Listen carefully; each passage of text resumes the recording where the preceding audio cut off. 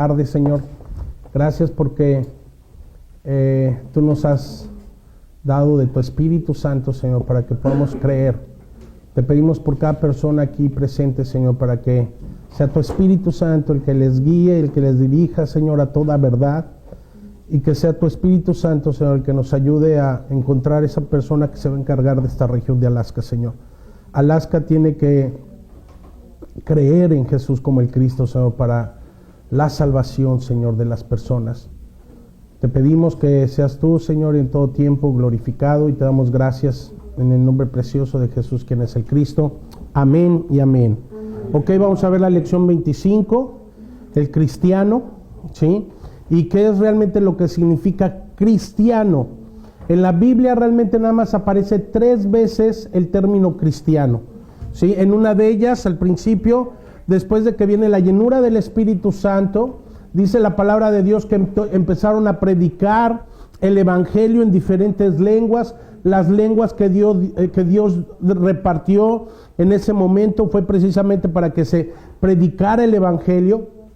Y después de eso, Dios permite una persecución, ¿sí?, ahí en esa región, y entonces salen aquellos que empezaron a creer en Jesús como el Cristo, salen a la región de Antioquía, y ahí por primera vez se les llamó cristianos. En Hechos 11:26 dice: y se congregaron allí todo un año con la iglesia y enseñaron a mucha gente y a los discípulos, y se les llamó cristianos por primera vez en Antioquía. Y si realmente se les llamó cristianos es porque ellos salieron a predicar a Jesús como el Cristo, y entonces se les llamó por primera vez cristiano. Luego después vemos un hecho en el cual Pablo está compartiéndole a Agripa, y entonces él le dice: por poco y me persuades a ser cristiano, a creer en el Cristo. Y después vemos también en primera de Pedro 4:16: pero si alguno padece como cristiano, no se avergüence, sino glorifique a Dios por ello. Cuando Pablo enseñaba que él era esclavo de Cristo, era porque en la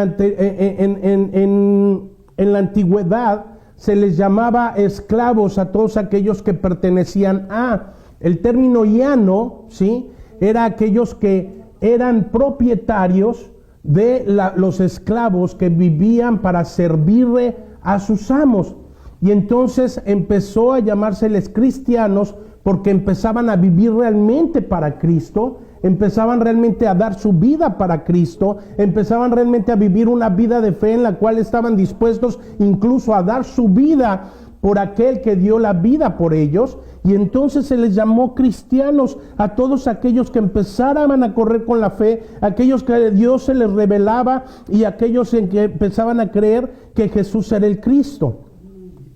¿Qué significado de lo que es ser un cristiano? Bueno, pues es aquellos que confiesan su fe en creer en Jesús como el Cristo, ¿sí? Es aquellos que se llaman cristianos, que pertenecen a Cristo, que permanecen en Cristo. Es algo similar a Cristo, soldado de Cristo, familia de Cristo, y el que apoya a Cristo, ¿sí? Y entonces por eso se llamaban cristianos. No nada más era un rótulo o un título. Hoy podemos ver ciertamente que hay congregaciones donde valga la redundancia, se congregan miles, 10,000, 100,000 con el título de cristianos, pero realmente no son discípulos. Hay pocos discípulos. Hoy podemos ver como en la vida de nuestro Señor hay mucho simpatizante, ¿sí? El Señor les dijo en su época: ustedes me siguen porque les doy de comer. Hoy muchos buscan a Jesús para que les dé de comer, ¿sí? Pero realmente discípulos, que es lo que el Señor quiere y es lo que el Señor nos mandó a hacer, hay pocos. Y esos son los discípulos que el Señor está buscando. Cuando Jesús le dijo a la samaritana: Dios está buscando verdaderos adoradores que le adoren en espíritu y en verdad. Aquellos que tengan la revelación de Jesús como el Cristo, esos discípulos son los que está buscando el Señor hoy en día. Y Él no ha cambiado realmente su manera de pensar, su forma de ser. Dice que Él es el mismo ayer, hoy y siempre, por los siglos de los siglos. Y entonces, ¿cómo debemos de vivir? ¿Con qué identidad? Hoy se habla mucho en las congregaciones del ADN de Dios, que tienes que tener el ADN de Dios, la sangre de Dios, etcétera, etcétera, pero nunca se comparte a Jesús como el Cristo. Nunca se les dice realmente cuál es la identidad del cristiano y cómo debemos de vivir realmente para Cristo.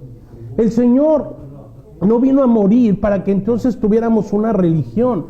El Señor no vino a dar su vida para que entonces vivamos en una vida denominacional. El Señor no pagó el precio y no murió y derramó su sangre para que nos hiciéramos religiosos. Él realmente murió y dio su vida para aquellos que iban a creer, iban a confesar y iban a vivir esta fe, en creer en Jesús como el Cristo. Por eso Él se entregó.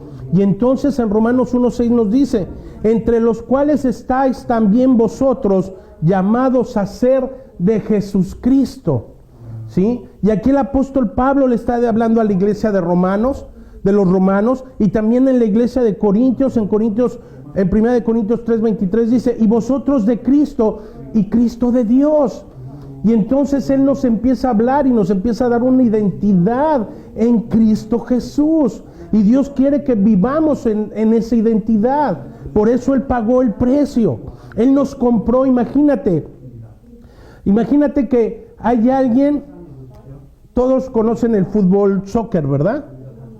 Alguien que se viste con short, se pone unos tacos o unos tenis para jugar fútbol, tiene un balón Nike bien bonito, tiene su playera o su jersey bien bonito, caro y todo, ¿sí? Y se viste de futbolista. Pero lo único que no sabe es jugar fútbol. ¿Sí? ¿Será jugador? Hoy en día sí está la iglesia.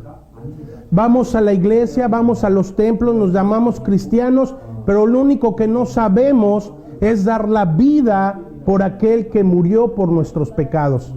¿Sí? Hoy nos disfrazamos de cristianos, pero ¿cómo estamos viviendo realmente nuestra fe? En Gálatas 3:29, y vemos todas las cartas de Pablo, una y otra vez era hablarle a la iglesia que volvieran al evangelio de Cristo. En Gálatas 3:29 dice, y si vosotros sois de Cristo, ciertamente linaje de Abraham sois, y herederos según la promesa. Y esa es la promesa en la cual tú y yo tenemos que vivir todos los días de nuestra vida. Si vosotros sois de Cristo, ciertamente linaje de Abraham sois, y herederos según la promesa. ¿Cuál promesa? La promesa que Dios le dio a Abraham, ¿sí? La promesa que Dios dio en Génesis 3:15, la simiente de la mujer. En Juan 17:16 dice, no son del mundo, como tampoco yo soy del mundo. Y entonces dice la palabra que somos peregrinos en este caminar. Allí en la región donde yo soy, en donde vivimos, cerca de León, hay un lugar que se llama San Juan de los Lagos. Y ahí van a venerar a una virgen, a la Virgen de San Juan de los Lagos. Y vienen de muchos estados lejanos, se van caminando, ¿sí?, para llegar a venerar a ese ídolo, ¿sí?, a esa virgen, ¿sí? Y entonces ellos son peregrinos, ellos no se quedan, ellos tienen que caminar, ellos tienen que avanzar, ellos tienen que llegar a su objetivo, ¿verdad? ¿Sí? Y entonces si va alguien y les ofrece un trabajo, no lo agarran, no lo pueden tomar porque son peregrinos. Si va alguien y le dice, oye, mira, ten esto o ten esta tierra, no, yo soy peregrino. Así algo nos está diciendo el Señor. Nosotros somos peregrinos en esta tierra, ¿sí? No tenemos por qué amar el mundo, no tenemos por qué seguir las corrientes. Y si tú y yo, el Señor nos permite y nos revela que no somos de este mundo, porque Él dijo, yo tampoco soy de este mundo, y esa es parte de nuestra identidad en Cristo, ¿sí?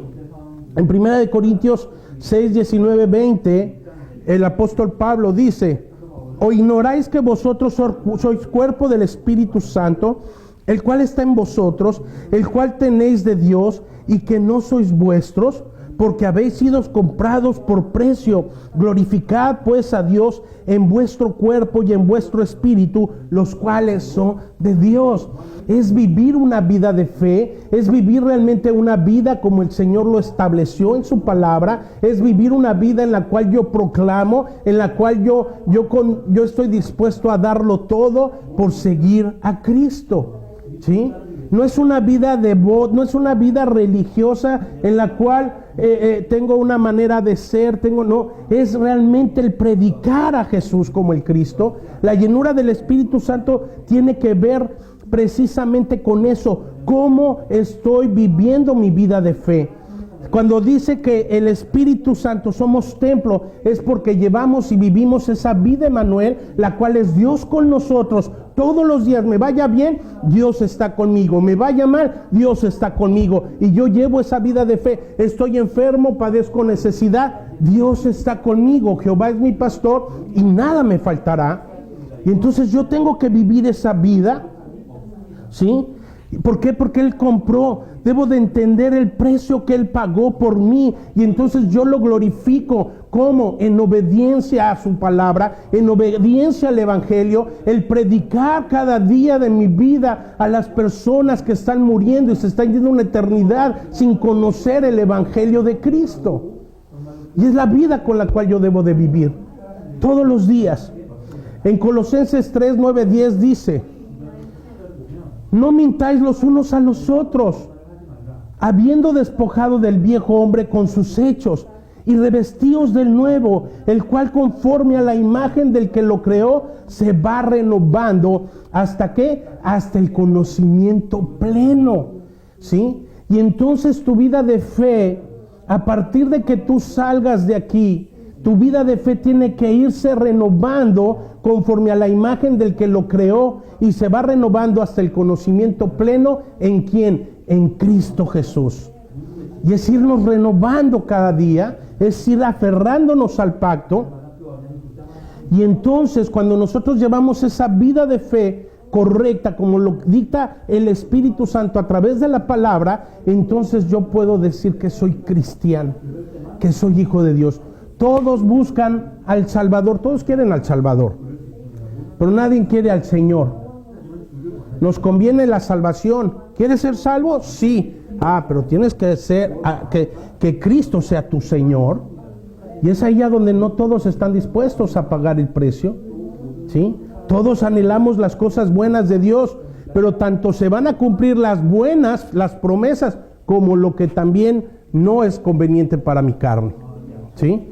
En 2 de Pedro 1:4 dice: por medio de las cuales nos ha dado preciosas y grandísimas promesas, para que por ellas llegases a ser partícipes de la naturaleza divina, habiendo huido de la corrupción que hay en el mundo a causa de la concupiscencia.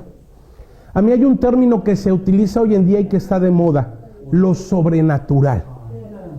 A mí no me gusta esa frase, porque también los brujos utilizan esa frase, lo sobrenatural. También los hechiceros, también los diabólicos.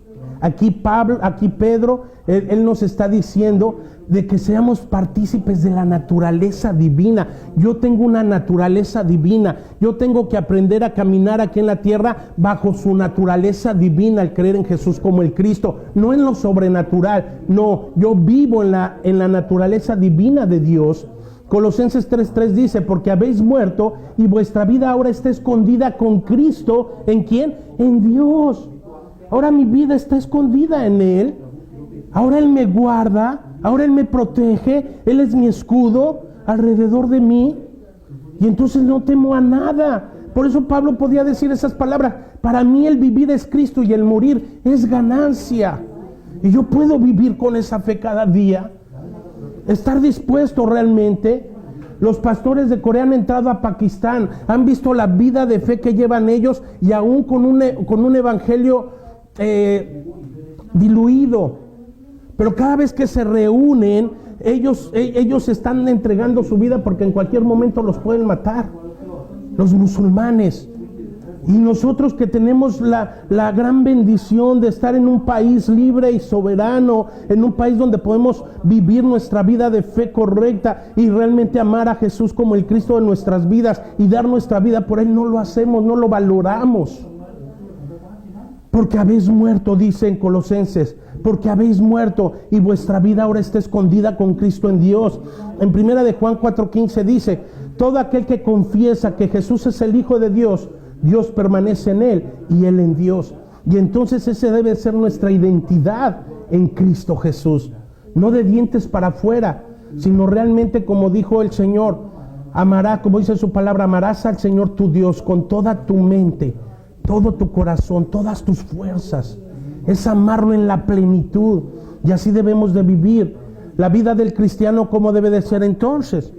En 1 de Pedro 2:21 dice, no os he escrito como si ignoráis la verdad, sino porque la conocéis y porque ninguna mentira procede de la verdad.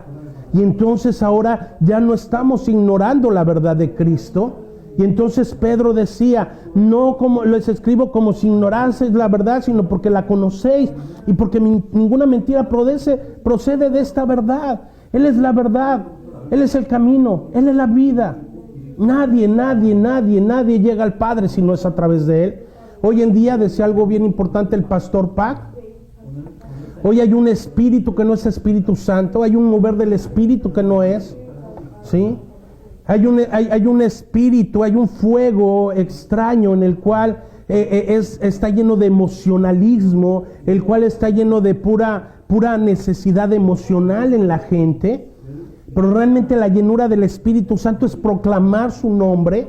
La llenura del Espíritu Santo es dar a conocer el nombre de Cristo. Es que la tierra tiene que ser llena de su gloria. He escuchado a personas que dicen, yo vivo en el Espíritu, yo ando en el Espíritu, pero no conocen la palabra de Dios. ¿Será que andan en el Espíritu? Es que si no conocemos y si no nos alimentamos de su palabra, la palabra, ¿quién es? La palabra es Cristo. Él es la palabra viva, ¿sí? ¿Cómo puedo decir que estoy lleno del Espíritu Santo? En Gálatas 3:11 dice, y que por la ley ninguno se justifica para con Dios.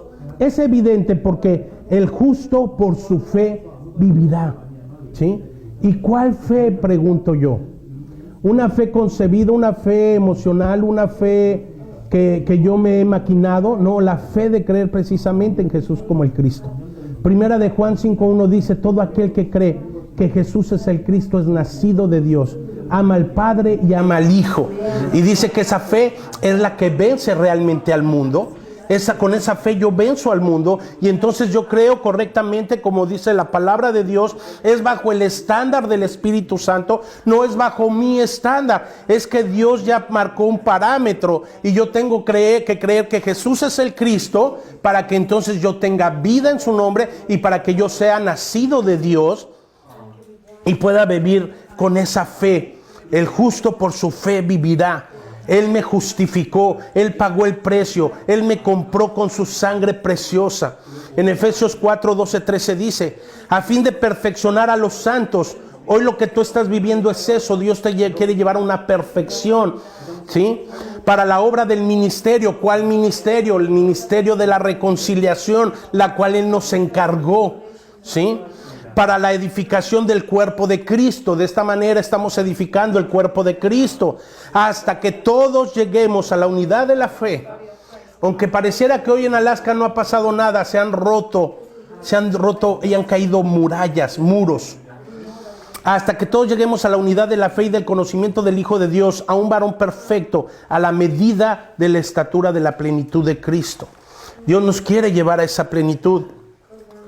Romanos 14:8 dice, pues si vivimos, para el Señor vivimos, y si morimos, para el Señor morimos. Así sea que vivamos o que muramos, del Señor somos.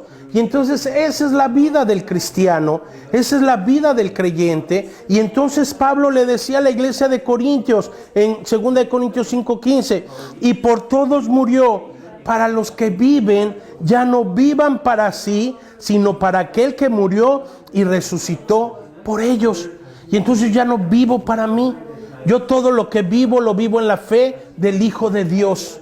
¿Sí? Y así tiene que ser nuestra vida. ¿Por qué? Porque en Mateo 16:24 dice: entonces Jesús dijo a sus discípulos: si alguno quiere venir realmente en pos de mí, niéguese a sí mismo, tome su cruz y sígame. Yo con lo que pagué aquí para venir aquí a Alaska, yo me hubiera pagado unas vacaciones de 15 días en una de las playas más hermosas del mundo, en Cancún. ¿Sí? Pero yo ya no vivo para mí, ahora vivo para su evangelio. Hoy vivo para llevar vida a las naciones, y ahora el vivir es Cristo y el morir es ganancia. Romanos 12:1-2 dice: así que, hermanos, os ruego, fíjate bien cómo está hablando el Espíritu, os ruego por las misericordias de Dios que presentéis vuestros cuerpos en sacrificio vivo, santo, agradable a Dios, que es vuestro culto racional. No os conforméis a este siglo, sino transformaos por medio de la renovación de vuestro entendimiento, para que entonces comprobéis cuál sea la buena voluntad de Dios, que es agradable y que es perfecta. Y entonces el Señor dice que todo lo que me pasa, sea bueno o sea malo, conforme a su plan y su propósito, todo lo que me pasa es bueno, ¿sí? Y entonces así debo de vivir.